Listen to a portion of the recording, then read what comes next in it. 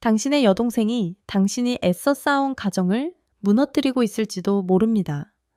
현대사회에서 처남과 매형 사이의 분류는 드문 일이 아닙니다. 특히 매형과 함께 사는 처남이라면 불륜 관계가 발생할 가능성이 높아집니다. 자주 어찌 얼굴을 마주하고 함께 시간을 보내다 보면 두 사람 사이의 감정이 싹트기 마련이니까요. 올해로 저는 25살, 남편은 30살입니다.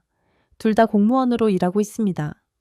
우리는 대학 시절 캠퍼스에서 만나 교제했고 결혼 후 함께 지낸 지 4년이 되었습니다. 그리 긴 시간은 아니지만 서로에 대해 충분히 이해할 만큼의 시간이었습니다. 저희 부부의 사랑은 아주 아름다웠고 저는 남편과 함께 행복하게 지내왔습니다. 남편은 제 전부였습니다. 그는 세련되고 자상하며 저를 끝없이 배려해 주었습니다. 저는 결혼 생활이 평화롭고 영원히 행복할 것이라 믿었습니다. 남편이 바람을 피우거나 저를 배신할 것이라는 생각은 한 번도 해본 적이 없었습니다. 제 여동생이 학업 때문에 우리 집에서 함께 살지 않았다면 이런 일이 생기지 않았을지도 모릅니다. 이전에는 남편이 옷차림에 별로 신경 쓰지 않았는데 요즘은 외모에 더욱 신경을 쓰기 시작했습니다. 아내로서의 직감으로 여동생과 함께 있을 때 남편이 어색해하는 것을 느꼈습니다. 남편은 여동생에게 지나칠 정도로 관심을 보였고 그들의 행동은 형부와 처남 사이의 관계 같지 않았습니다. 두 사람은 자주 함께 외출했고 남편은 여동생을 학교에 데려다 주거나 데려오는 일이 많았습니다. 그때는 조금 의심스러웠지만 저는 두 사람 사이에 아무 일도 없을 것이라 생각했습니다. 누군가 저에게 남편의 외도 징후에 대해 경고했지만 여자로서의 직감은 두 사람 사이에 무언가가 있다는 신호를 보냈습니다. 저는 점점 남편과 여동생 사이에 뭔가 모호한 관계가 있지 않을까 의심하게 되었습니다. 제가 사랑하는 남편과 제 친여동생이 저를 속이고 배신한다는 생각은 하고 싶지 않았지만 결국 진실은 밝혀지게 마련이었습니다. 저는 남편과 여동생의 일정을 알아보기 위해 탐정을 고용하기로 결심했습니다. 그날 아침 남편은 아침 식사를 마치고 먼저 집을 나섰고 그 다음은 여동생, 마지막으로 제가 출근했습니다. 저는 두 사람이 집을 나서자마자 탐정에게 연락을 했고 반 시간도 지나지 않아 탐정은 여동생이 한 카페에 들어가 남자를 만났다는 연락을 받았습니다. 그 남자는 다름 아닌 제 남편이었습니다. 저는 모든 게 우연일 것이라며 스스로를 다독였지만 탐정이 보낸 사진을 보고는 더 이상 믿을 수 없었습니다. 사진 속에서 남편과 여동생은 서로를 끌어안고 다정하게 앉아있는 모습이 마치 처음 사랑에 빠진 연인 같았습니다. 이 사실을 믿기 어려워 미칠 지경이었고 두 눈에 눈물이 주르륵 흘렀습니다. 탐정은 그들의 뒤를 따라갔고 그들이 카페를 떠난 뒤 함께 근처의 호텔로 들어가는 모습을 목격했습니다.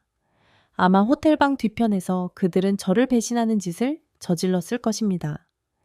이 세상에 종말이라는 것이 없다고 해도 남편이 여동생과 외도를 한 날이야말로 제 세계가 무너져 내리는 순간이었습니다. 공허함과 상실감, 극심한 고통이 제 마음을 찢어 놓았습니다. 왜 하필 다른 사람도 아닌 제 여동생일까요? 왜 제 뒤에서 그런 일을 저질렀을까요?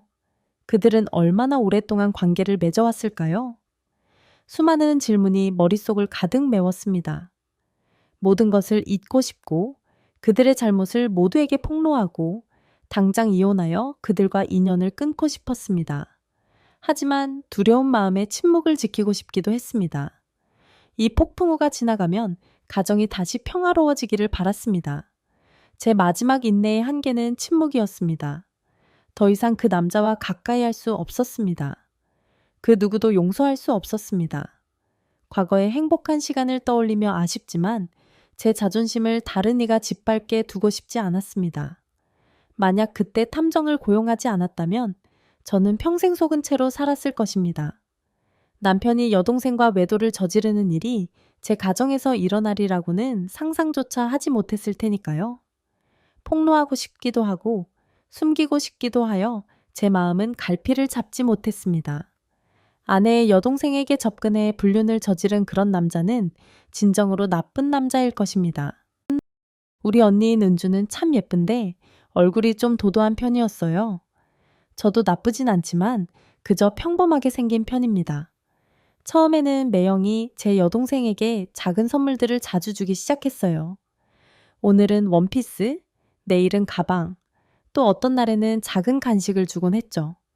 모두 비싼 물건은 아니었지만 여동생은 매형이 자신에게 관심을 가져주는 것을 무척 좋아했어요. 하지만 그 남자가 하는 말이 전부 가식이라는 걸 여동생은 전혀 몰랐습니다.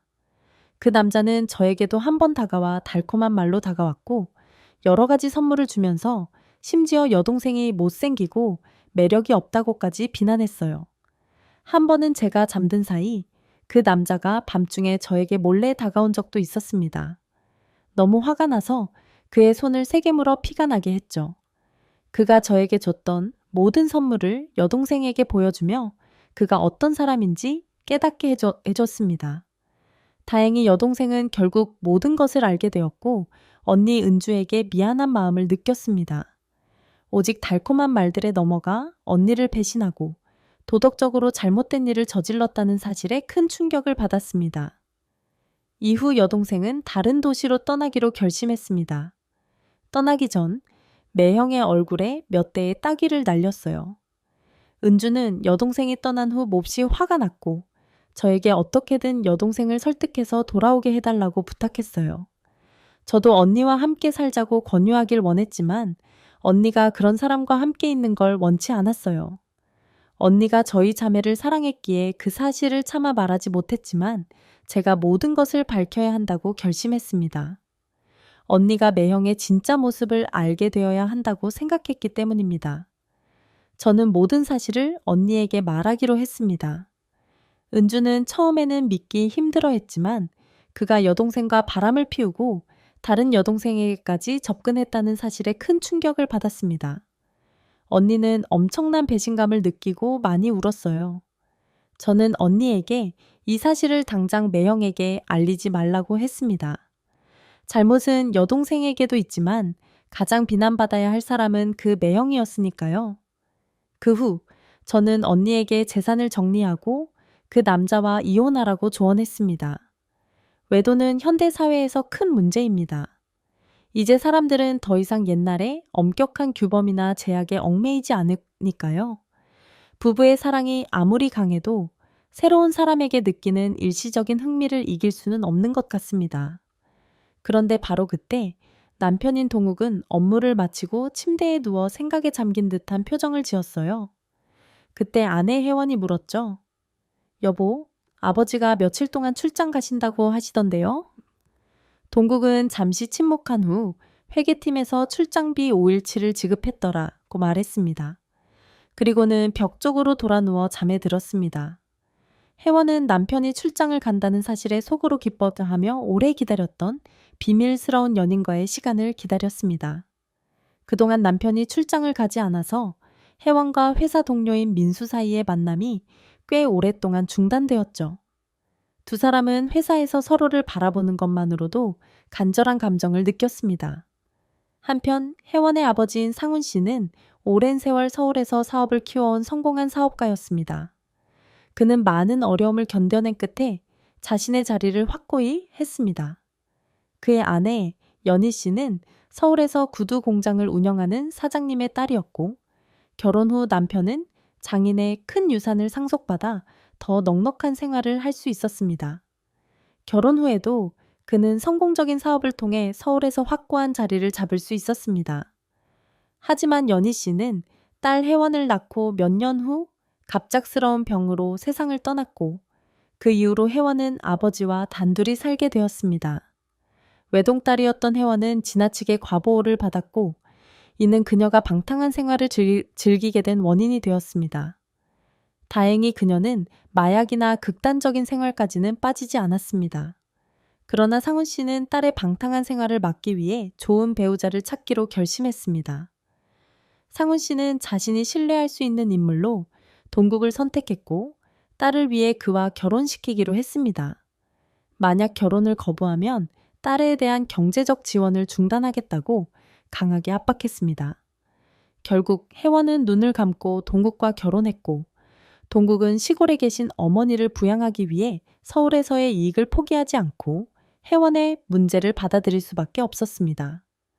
결혼 후 2년 동안 동국은 혜원이 자신을 단지 가짜 남편으로 여기고 있다는 사실을 알게 되었고, 혜원도 아버지 앞에서만 최소한의 형식만을 지키고 있었습니다.